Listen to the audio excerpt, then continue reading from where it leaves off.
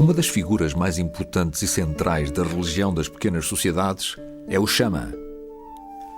A própria palavra xamã vem da Sibéria e significa uma espécie de profeta que tem experiências e visões espirituais e que é preparado para ser um líder religioso. O xamã é frequentemente uma pessoa pertencente a uma sociedade de caçadores ou recoletores que tem o dom de descobrir quais são os melhores peixes, animais ou frutos silvestres. Normalmente o xamã é um homem, embora em algumas sociedades possa ser uma mulher. Os xamãs são curandeiros que utilizam métodos espirituais para ajudar os que estão doentes.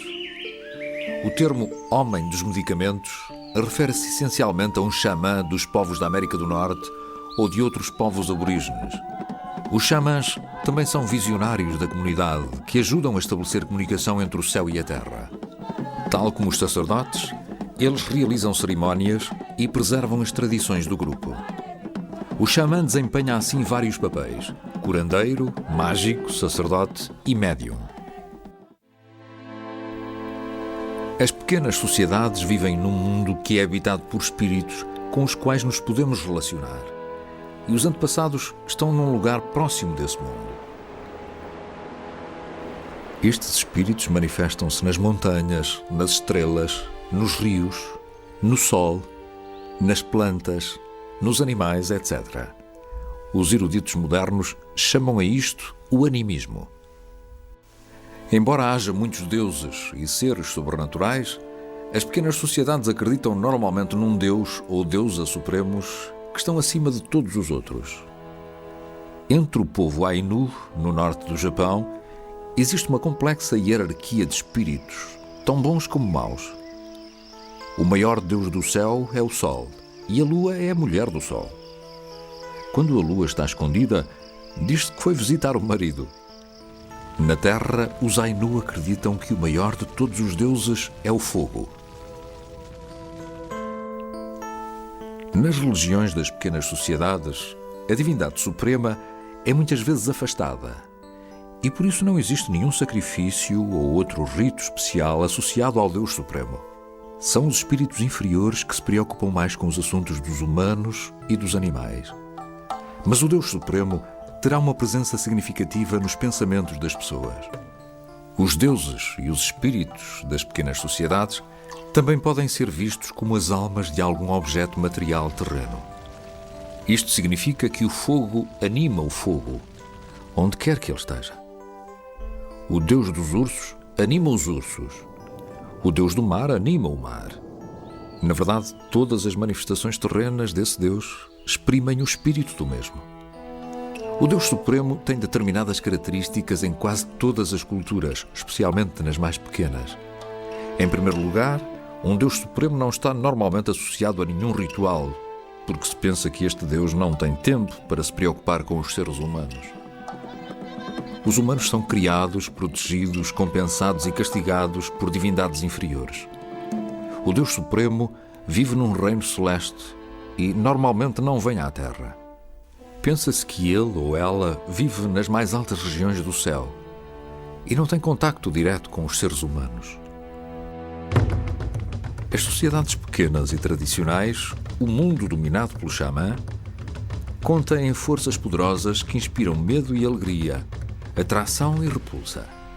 Em suma, forças que inspiram respeito.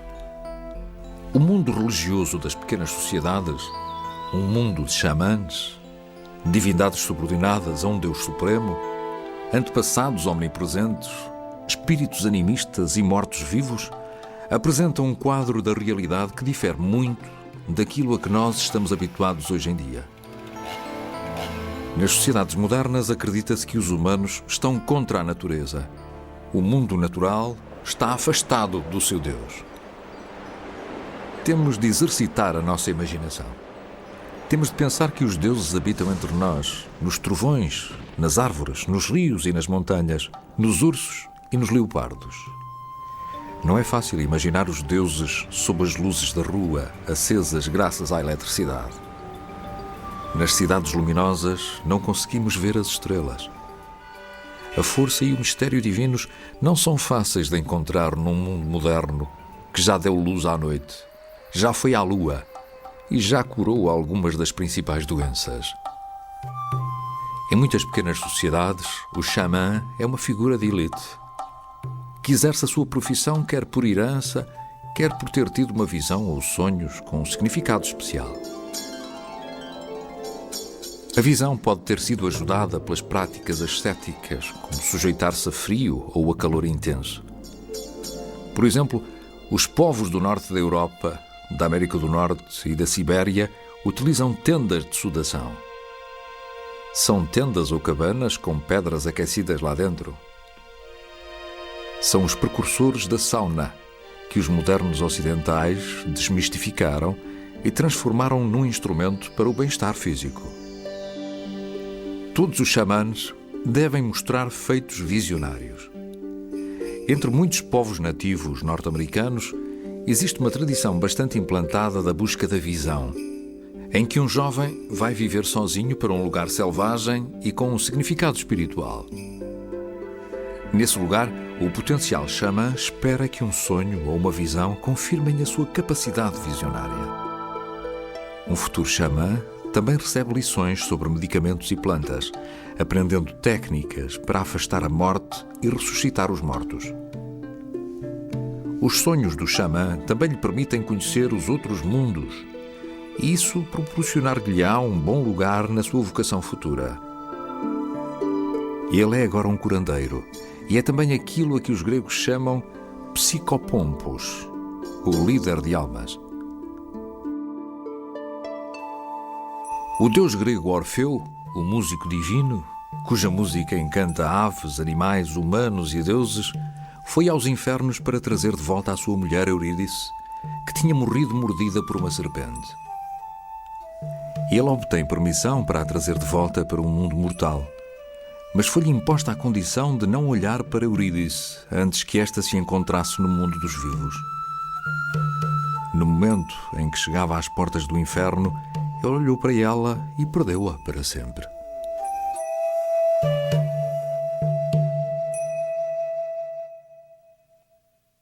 Em muitas culturas, os especialistas do sagrado também usam máscaras. Estas indicam uma mudança de identidade quando o homem sagrado assume a aparência de um ser divino durante os serviços sagrados. Esta máscara pertence ao povo Basongi do Zaire. Chama-se Kifwebi e significa exatamente a máscara. É considerada a máscara de cura mais eficaz de toda a África. Tem uma forma fantástica, que se assemelha a um lagarto. E a boca enrugada serve para mostrar a capacidade que tem de baixar a febre a um doente. Esta é a máscara Mindi da sociedade Bundu. É uma das poucas máscaras exclusivamente feitas para mulheres.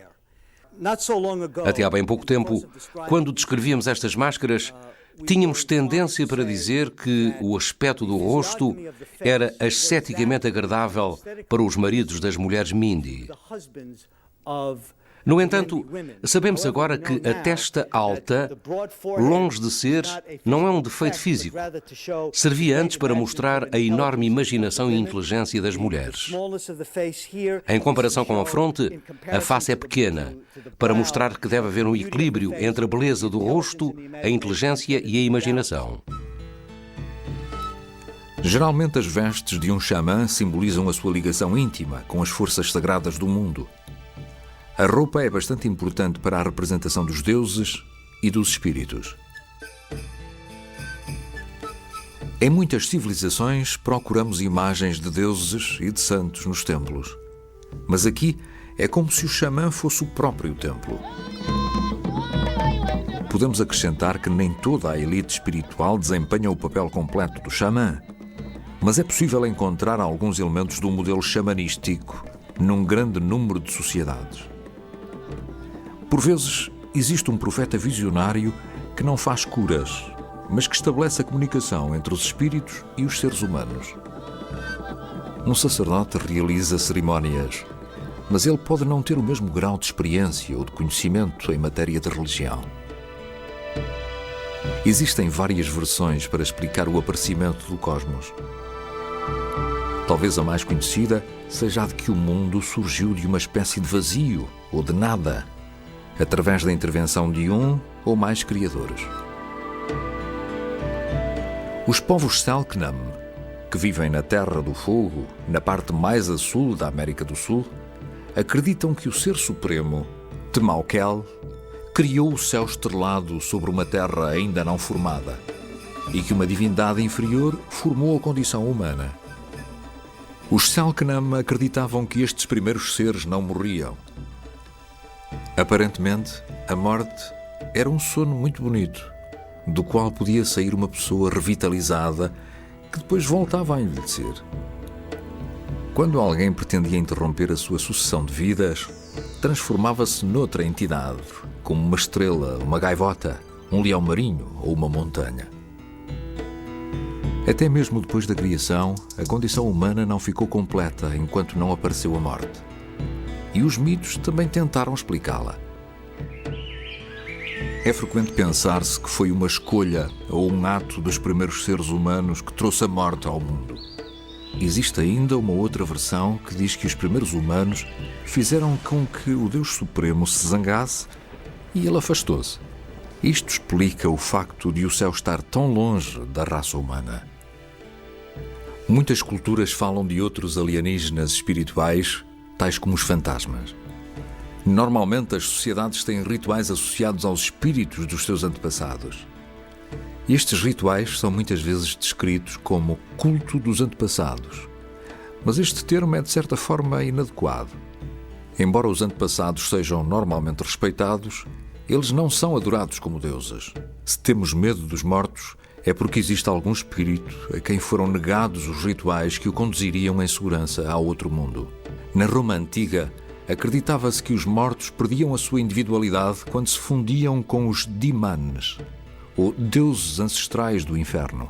Ao contrário da maior parte das culturas, os antigos romanos acreditavam que os seus antepassados se transformavam em deuses e que os mortos tinham um caráter coletivamente divino. Atiravam-se sacrifícios para as valas do Fórum Romano e também durante os festivais dedicados aos mortos.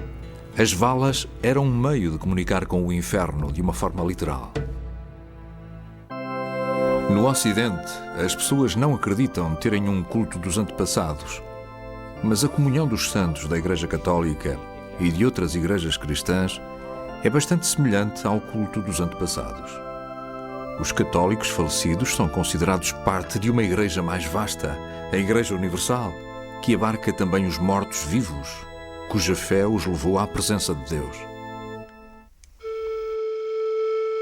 Noutra época e noutra parte do mundo, temos o sacrifício dos ursos dos Ainu, o povo indígena do extremo norte do Japão. Frequentemente, engorda-se e empanturra-se uma cria de urso e depois o jovem Ainu é convidado a tentar apanhar essa cria, sendo os seus esforços considerados uma proeza. O urso até pode ser criado dentro de casa, mas quando cresce e fica mau e com as garras afiadas, é fechado numa gaiola resistente. E é ali que o urso é preparado para o acontecimento culminante da sua vida, ou seja, a morte. O sacrifício de animais está muitas vezes associado às refeições, em parte porque o fogo tem a ver com os sacrifícios. Segundo o simbolismo que lhe está subjacente, o fogo ajuda a conduzir as coisas para cima. Acredita-se normalmente que os deuses vivem no céu e que são invisíveis. É por isso que se devem queimar objetos, para que a sua essência seja levada ao reino divino. Aqueles que oferecem sacrifícios estão assim a abdicar de algo importante, tal como todos os presentes não têm significado se não tiver valor. Normalmente é oferecido um sacrifício para influenciar a disposição de um espírito, mas também pode ser apenas porque o sacrificador acredita que o deve fazer. Os sacrifícios são feitos para garantir que um determinado Deus tenha relação certa com o sacrificador. Algumas ofrendas são feitas para garantir a chuva, as colheitas férteis ou uma batalha vitoriosa. Os sacrifícios abarcam mudanças naturais e outros acontecimentos terrenos que beneficiem o indivíduo ou o grupo. Podem ajudar numa mudança social ou podem servir para expiar algum pecado ou tabu que se quebrou. Alguns povos praticaram sacrifícios humanos até há pouco tempo. Os sacrifícios humanos incluem frequentemente elementos de canibalismo, por razões óbvias. Assim como se pensa que consumir a carne de um animal dá força a quem o faz, também comer a cabeça ou o coração do chefe de uma tribo inimiga poderá transmitir a sua coragem e a sua força ao vitorioso e ao seu grupo. Os sacrifícios humanos eram muito vulgares na América Central, por exemplo, entre os aztecas e os caraíbas e outros povos. A lógica desta prática era o facto de a oferenda ser peculiarmente valiosa ou poderosa. Era por essa razão que os aztecas tratavam uma vítima humana com respeito, proporcionando-lhe uma boa vida enquanto esta durasse. Aparentemente, os aztecas também acreditavam que o jovem sacrificado transformar-se-ia num deus após a sua morte. Isto significa que os rituais, privilégios e honras concedidos talvez servissem para reconhecer ou conferir um estatuto divino ao futuro Deus, enquanto este passava desta para a outra vida. Tal como vimos, nem todos os sacrifícios envolvem a morte de pessoas ou animais. Muitos são feitos com plantas, ou até com um artefato qualquer. O importante era o valor daquilo que era oferecido. E nem todos os rituais envolvem sacrifícios, tal como constatámos antes. O xamã também é um curandeiro, e este papel requer determinados rituais. Outros ritos antigos que persistiram nas sociedades indígenas incluem formas de magia, manipulação das forças sagradas do mundo, métodos de cura através de homens e mulheres, de medicamentos, de magia, de adivinhação e da utilização de oráculos. É como se um espectro de práticas idênticas se tivesse espalhado pelo mundo, criando uma espécie de mistura de várias religiões que partilham alguns temas. Aparentemente, este sistema abarcava todo o planeta antes e depois do aparecimento das grandes civilizações urbanas. Houve muita discussão entre antropólogos e outros eruditos em relação às diferenças entre magia e religião. A distinção é muitas vezes difícil de estabelecer. Aqueles que pertencem a culturas tecnologicamente avançadas têm a tendência de encarar a magia com ceticismo, mas não veem que as fórmulas mágicas são bastante razoáveis numa perspectiva que não envolva as hipóteses científicas modernas. A magia utiliza frequentemente fórmulas sagradas como orações. As pessoas poderão rezar para pedir chuva, porque pensam que o Deus do céu controla as nuvens de chuva. Ou podem tentar manipular uma força secreta nas nuvens de chuva. Em algumas sociedades acredita-se que existe uma determinada fórmula que traz a chuva, quer o Deus da chuva queira ou não. A adivinhação inclui a noção de que uma coisa afeta a outra. Quando olhamos para um médium, temos de ver a energia que está por detrás dele. Temos de perceber que esse método de adivinhação, quer sejam as cartas de tarô, as runas ou a leitura de gotas de sangue, é apenas uma forma de nos ligarmos com a energia. Não estamos propriamente a ler, mas sim a utilizar uma ferramenta. Estamos a captar a energia contida nesse objeto. Por isso, a adivinhação é uma forma de nos ligarmos ao espírito, à consciência universal, a Deus, ou ao que quer que lhe queiramos chamar, para termos mais conhecimento sobre um determinado assunto. Muitas vezes as pessoas tentam adivinhar uma resposta fazendo uma pergunta e realizando uma determinada ação física, como lançar uma pedra. Se a pedra cair num lado, a resposta é sim, e se cair no lado oposto, a resposta é não. Estes meios mecânicos de adivinhação estão muito difundidos e têm a sua importância até mesmo em tradições letradas e de grande escala, como é o caso das cartas do tarô.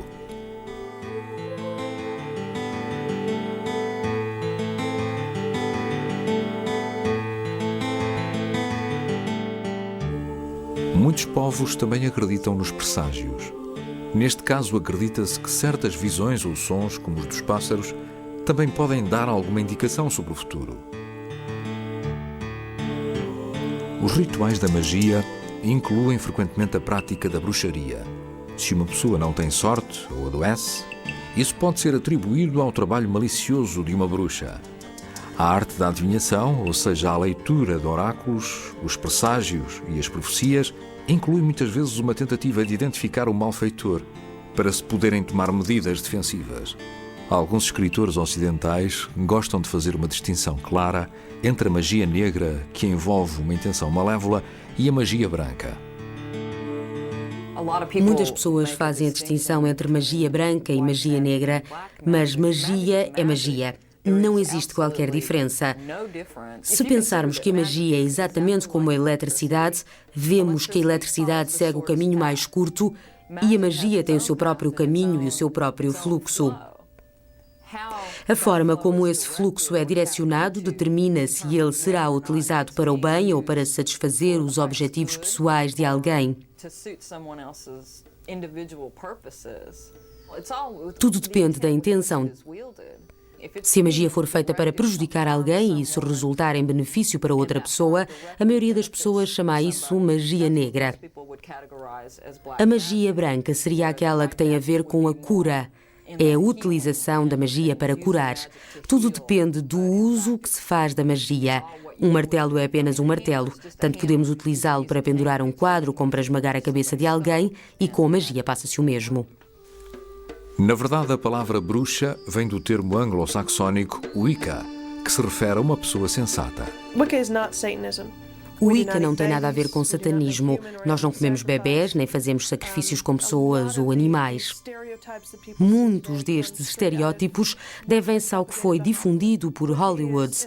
O Wicca é uma religião baseada na terra, na natureza, que honra as divindades, e as pessoas de Wicca são pessoas que honram a terra. A bruxaria acredita naquilo a que podemos chamar causa analógica. Isto significa que qualquer pessoa pode influenciar outra, através de meios naturais, tais como espetar uma boneca que se pareça ou que represente a vítima.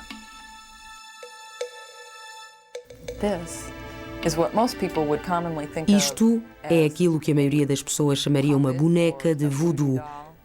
A tradição voodoo utiliza bonecas que representam a pessoa sobre a qual se está a trabalhar e tem muitas conotações negativas.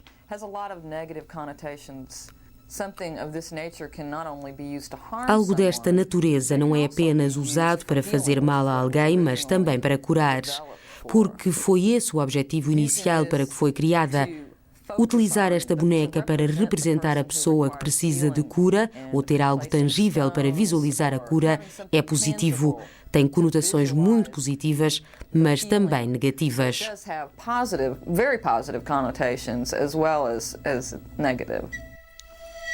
Normalmente, quando pensamos em religião, a moralidade não anda muito longe. Por isso, pode ser surpreendente descobrir que, em muitas pequenas sociedades, existe quase sempre pouca ou nenhuma ligação entre a religião e a moralidade. Nem os próprios deuses têm necessariamente atitudes nobres. É claro que algumas sociedades primitivas interpretam os acontecimentos assustadores, como os trovões e os relâmpagos, como sendo atos caprichosos dos deuses.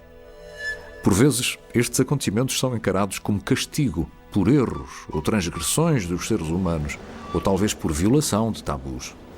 Por vezes, os acontecimentos assustadores são também encarados como uma vingança divina, o que naturalmente é uma motivação divina, com pouco ou nenhum mérito moral. E não podemos esquecer que nem todos os espíritos são bons. É por isso que existem atos maliciosos ou hostis de outros espíritos nesta vasta sociedade de pessoas, antepassados e deuses.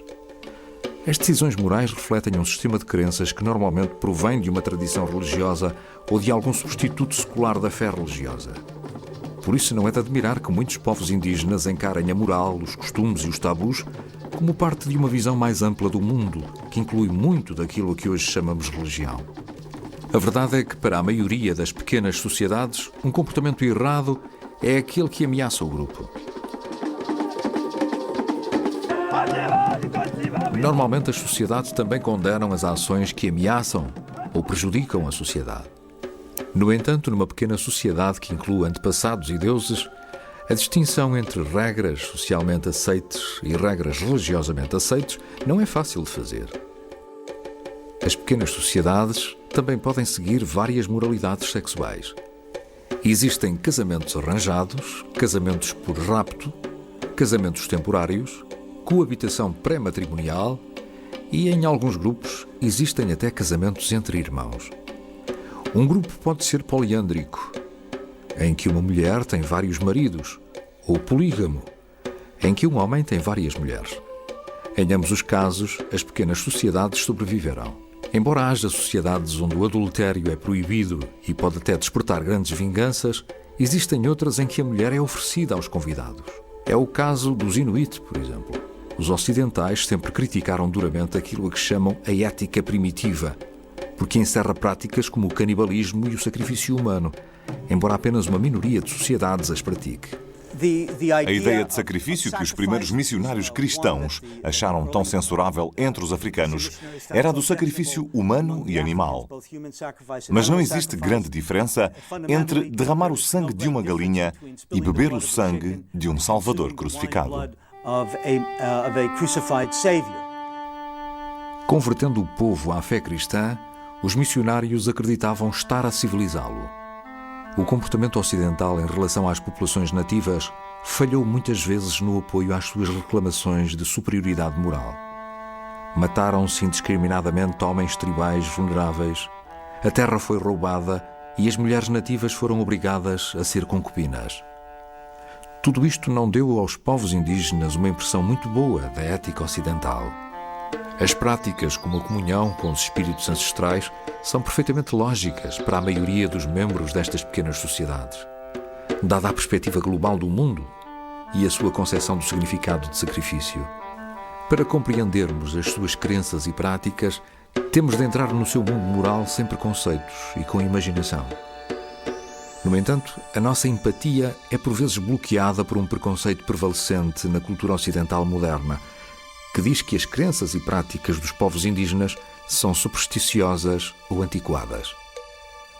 A própria ideia de superstição está aberta à discussão, porque muitas religiões envolvem crenças que não podem ser provadas nem apoiadas em métodos racionais. A própria palavra superstição provém do latim estar sobre ou para além de. Isto pode referir-se ao estar para além dos limites da crença racional, embora os eruditos considerem muitas vezes as superstições como uma espécie de resto ou sobra da crença de uma religião mais antiga e supostamente mais primitiva. Quanto ao facto de serem antiquadas, muitas pequenas sociedades há muito que encaram a Terra e a vida humana como interrelacionadas ou integradas, uma ideia que tem eco na moderna ética ambiental. Assim, talvez não devamos concluir que as crenças e os rituais de outros povos são antiquados ou superstições. O totemismo provém da palavra totem, uma variação um tanto ou quanto distorcida de uma palavra encontrada entre os povos da América do Norte. O totemismo identifica um clã com um objeto ou um fenómeno natural, como o sol ou a chuva. Os grupos têm uma relação especial com o seu totem, e isso reforça o sentido de solidariedade. Normalmente, um clã totémico é exógamo, ou seja, os seus membros casam fora do clã. Existe assim uma mistura e uma evolução natural das crenças religiosas. É possível encontrar um traço europeu do totemismo num clã irlandês chamado Conilly, cujos membros em tempos se transformaram em focas. Dizia-se que este clã tinha medo de matar ou de comer focas, e por isso um incidente deste tipo traria má sorte. É possível encontrar um aspecto mais importante da religião das pequenas sociedades nos ritos de passagem que assinalam uma mudança significativa na vida de alguém ou na sua relação com a sociedade. As principais transições são o nascimento, a puberdade, o casamento e a morte. Cada tradição é reconhecida de acordo com as tradições rituais e com os poderes conferidos aos idosos, xamãs e sacerdotes. Tudo isto está organizado para assegurar a estabilidade do grupo. Muitos povos acreditam que se experimenta uma espécie de morte durante as transições vitais. Acredita-se que a pessoa morre para uma vida velha e ressuscita para uma vida nova. A vida e a morte são a mesma coisa. Uma e outra são um renascimento. Nenhuma é superior à outra. Um nascimento é igual ao outro e, por isso, a morte é apenas um renascer. A vida e o espírito do homem nunca deixam o universo. É uma expressão universal. É a aura. É a energia que liga todas as coisas. Assim, a estrutura física tem de descansar. É como se fosse a nossa roupa física e as roupas também se gastam. E através das diferentes energias que temos de aguentar, sabemos quando está na altura de deixarmos o plano físico e entrarmos no plano celestial. A primeira iniciação ocorre após o nascimento, quando uma sociedade incorpora um novo ser humano na comunidade. A cerimónia tem um significado social e um significado sagrado. Socialmente, é admitida uma nova pessoa na sociedade. E se tudo correr bem, ela será iniciada na vida adulta, no casamento e, finalmente, na passagem para a vida depois da morte. Espiritualmente, considera-se que a criança foi apresentada ou imersa na corrente da vida, ou seja, nas águas da vida. Mas de todos os ritos de passagem, o mais importante é aquele que se realiza a seguir à morte. Muitos dos indígenas, se não todos, acreditam na sobrevivência dos seus antepassados, e os funerais servem para garantir uma passagem segura para a outra vida, de onde poderão voltar a ligar-se à comunidade terrena. De certa forma, continuarão a fazer parte dessa sociedade. E por isso, para os povos indígenas, o funeral não é tanto um fim, mas mais uma iniciação no outro mundo. Os rituais de passagem ajudam a preservar a estabilidade e a ordem dentro de uma comunidade. Geralmente, as sociedades com uma dimensão ritual mais rica e mais complexa têm uma necessidade maior de executantes especialistas, ou seja, de sacerdotes. Por exemplo, podem ser necessários sacerdotes para investir em um chefe, que vai buscar a sua autoridade aos rituais que lhe conferem novos poderes. Os rituais são uma parte importante dos costumes e da lei, assinalando as cerimónias especiais ou as mudanças que deverão ser respeitadas para se conseguir a estabilidade social. E para os jovens, os rituais de iniciação impõem disciplina e até alguma dureza para os preparar para os desafios e para as dificuldades da vida adulta. Existem muitos pontos na vida de um pagão ou de um feiticeiro que são celebrados nas práticas de feitiçaria. Uma delas ocorre quando alguém sai da adolescência ou passa da infância para a vida adulta. Assume determinadas responsabilidades. É um rito de passagem para se assumir um lugar na comunidade e para se ter responsabilidade na comunidade e para com a comunidade.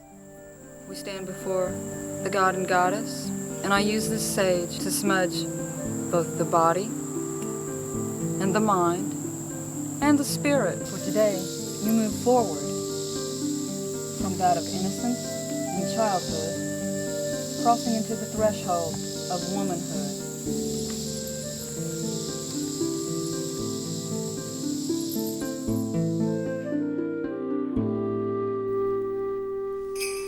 O xamã influencia as ideias de tempo e de espaço da sua comunidade.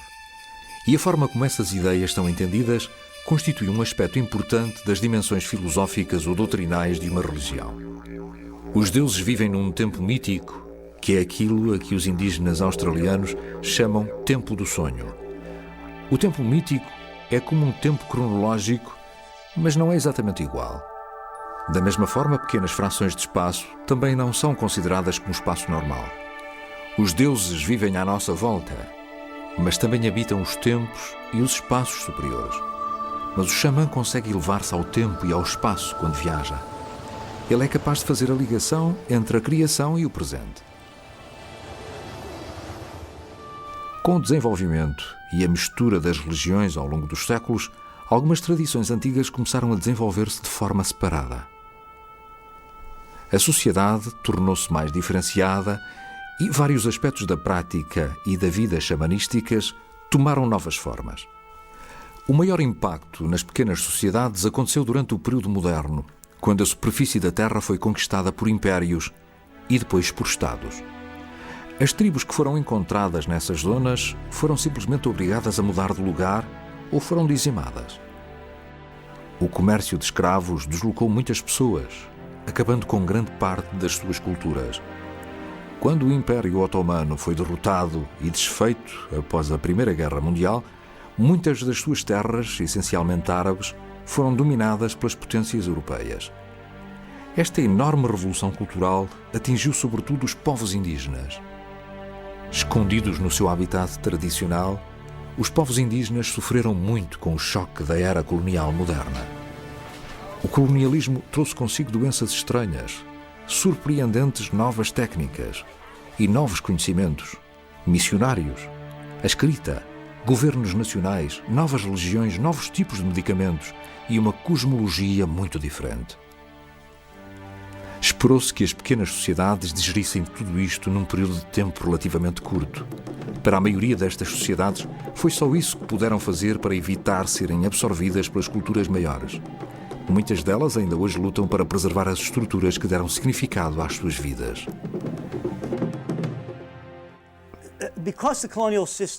Como o sistema colonial foi imposto em África, os africanos perceberam, entretanto, que por mais cristãos que se tornassem, nunca teriam as vantagens sociais e económicas próprias dos cristãos brancos. Na verdade, uma das coisas que se dizia em todo o continente africano, no início do século, era que os colonialistas tinham mantido a verdadeira Bíblia afastada dos africanos negros e, assim, eles nunca poderiam participar na cultura nem partilhar o bem-estar material que os brancos tinham.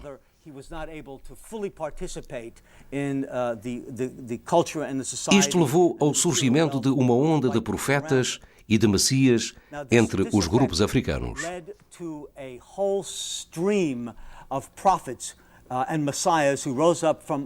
O próprio arcebispo Desmond Tutu referiu-se a isso quando se pronunciou contra as potências colonizadoras. As primeiras figuras messiânicas e proféticas tinham feito o mesmo em África. Até à época colonial, as potências políticas tinham permitido aos povos indígenas seguirem livremente as suas tradições. Mas os regimes colonialistas queriam agora impor uma estrutura administrativa unificada e um modelo educacional uniforme. Estas mudanças, juntamente com as influências económicas coloniais, tiveram um impacto profundo sobre os povos indígenas, tanto na Sibéria como na Patagónia, na Índia ou na Zululândia. A guerra e a perda das suas terras traumatizou muito estas sociedades. Por vezes as profecias eram um pouco mais evocativas, como é o caso da famosa Dança dos Fantasmas. O profeta Wavoka, da tribo norte-americana Paiute, instruiu os seus seguidores a dançarem num ritual típico.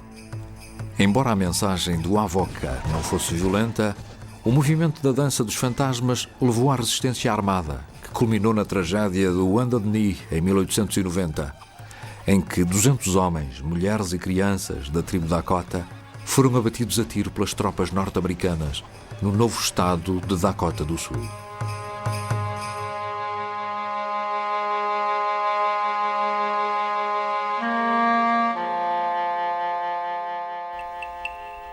A história épica maia, chamada Chilam Balam, teve também esta espécie de efeito perverso, porque previu que o deus maia Kukulkan, ou Quetzalcoatl para os astecas, voltaria um dia a reinar. E os espanhóis barbudos que chegaram por mar foram vistos como deuses. Os maias foram rapidamente conquistados no meio de muita carnificina. Nem todos estes movimentos sobreviveram. Mas em todo lado, eles são o testemunho das tentativas de encarar novos e dolorosos desafios. Os Zulus tinham sido derrotados pelos ingleses em 1879 na Batalha do Lundi e a legislação posterior afetara seriamente os seus direitos de propriedade. Durante quase um século, o espírito do povo Zulu foi grandemente esmagado. Mas não podemos esquecer que a renovação, o desespero e a esperança espalharam-se pelo mundo entre os muitos povos que foram ameaçados pela expansão dos ocidentais. Em algumas pequenas sociedades indígenas, está a passar-se dos novos movimentos religiosos para um conceito mais vasto de mobilização de todo um povo ou área cultural. Aquilo que antes eram religiões multifacetadas nestas regiões, cresceram conjuntamente. Assim, começam a ouvir-se novas vozes entre os povos indígenas. A tendência emergente para agrupar grandes regiões culturais pode conduzir a uma maior autoconsciência entre os povos indígenas, o que por sua vez poderá levar a uma concepção mais alargada e mais coletiva das religiões. Existe, por exemplo, uma insistência crescente no interesse e na preocupação dos povos indígenas em relação ao meio ambiente. A visão tradicional de que a natureza é animada pelos espíritos leva a tratar a natureza como uma parceira. Os povos indígenas têm uma boa relação com o seu ambiente e sabem como viver em circunstâncias muito diferentes das existentes nas nossas sociedades tecnológicas. Ao longo dos séculos, as grandes civilizações têm muitas vezes absorvido elementos das culturas indígenas mais antigas, transformando os seus rituais em ritos com um novo significado. Apesar destas similitudes intemporais entre os povos antigos e os povos modernos, as influências modernas podem ainda assim ser perturbadoras. O xamã perde parte do seu poder quando as renas não são caçadas, mas sim agrupadas com a ajuda do helicóptero para obter lucro. O barco a motor ultrapassa a canoa Dayak, e os antigos métodos de fabrico de laticínios do povo Todas, que habita as colinas Nilgiri do sul da Índia, são substituídos por métodos de agricultura mais científicos. A própria integração das pequenas sociedades expõe-nas às armas, a novos tipos de álcool, aos rádios e a novas oportunidades para viajar. Isto não significa que todas as religiões indígenas vão desaparecer, mas certamente que isso acontecerá com algumas. Não há dúvida que serão parcialmente alteradas ao misturarem-se com tradições maiores, como é o caso do cristianismo. Terão também novas interpretações porque enfrentam as mesmas forças que obrigaram as outras tradições a ter uma nova interpretação. Os significados individuais poderão misturar-se ao unirem-se a outras forças em todo o mundo para defenderem os seus direitos e as suas tradições. Mas ainda assim poderemos continuar a aprender com elas. O naturalista americano Ralph Emerson descreve-o bem. Aquele que vagueia pela floresta apercebe-se de como é natural para a imaginação pagã descobrir deuses em cada bosque cerrado ou em cada fonte. Para ele a natureza não está em silêncio, mas anseia e luta por dar largas à música. Cada árvore, flor ou pedra tem vida e personalidade próprias. E é impossível que o vento, que respira de forma tão expressiva por entre as folhas, nada signifique.